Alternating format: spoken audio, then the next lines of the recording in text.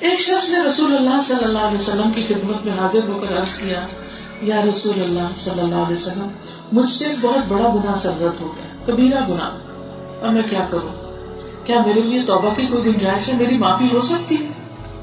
تو رسول اللہ صلی اللہ علیہ وسلم نے اس سے پوچھا، کیا تمہارے والدین زندہ ہیں؟ ماں باپ ہیں؟ اب یہ کس چیز کا علاج بتا رہے ہیں؟ گناہ کا علاج۔ اس نے کہا نہیں۔ آپ نے پوچھا تمہاری خالہ زندہ ہے؟ اس نے کہا ہاں۔ تو آپ نے فرمایا جاؤ اور اس کے ساتھ حسن سلوک کرو۔ کس طرح رشتوں کو اکٹھا کیا، کس طرح رشتوں کو جوڑا۔ یعنی گناہ ایک شخص سے ہوا ہے اور اس کو علاج کیا بتایا جائے؟ جاؤ رشتے دار کے ساتھ اچھا سلوک کرو۔ کیونکہ ماں کے ساتھ ساتھ خالائیں بھی بڑا احسان کرتی ہیں۔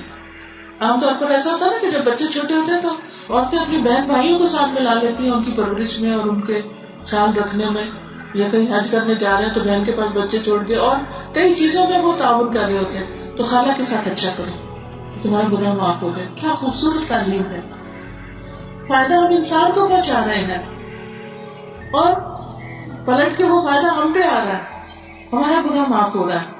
لیکن عام طور پر ہم نے بہت دفعہ رشتے داروں کے ساتھ ہی ناراضگیاں پالی ہوئی ہوتی ہیں اور قریبی رشتوں کے ساتھ چھوٹی چھوٹی باتوں پہ ان کو اتنا دل میں رکھ لیتے ہیں، ناراض رہتے ہیں اور پھر ان کے ساتھ حسن سلوک نہیں کرتے۔ صرف تھوڑا سا دل کو بنانے کی ضرورت ہوتی ہے، دل بڑا کرنے کی ضرورت ہوتی ہے۔ بس یہ ہوتا ہے نا، انا کا مسئلہ ہوتا ہے نا، آڑی آتی نہیں، انسان کہے کہ نہیں میں نے تو راضی کرنا ہی ہے، اور اٹھ کے جا کے سلام کر دے، فون کر دے، خط لکھ دے، معافی مانگ لے، کچھ تحفہ تحائف بھیج دے، مسئلہ حل ہو جائے گا۔ بس اتنی سی بات ہے، اور آپ ارادہ کریں گے نیک نیت اس کا، دوسرا بھی آگے بڑھ جائے گا اور آپ کے دل کا بوجھ ہٹ جائے گا۔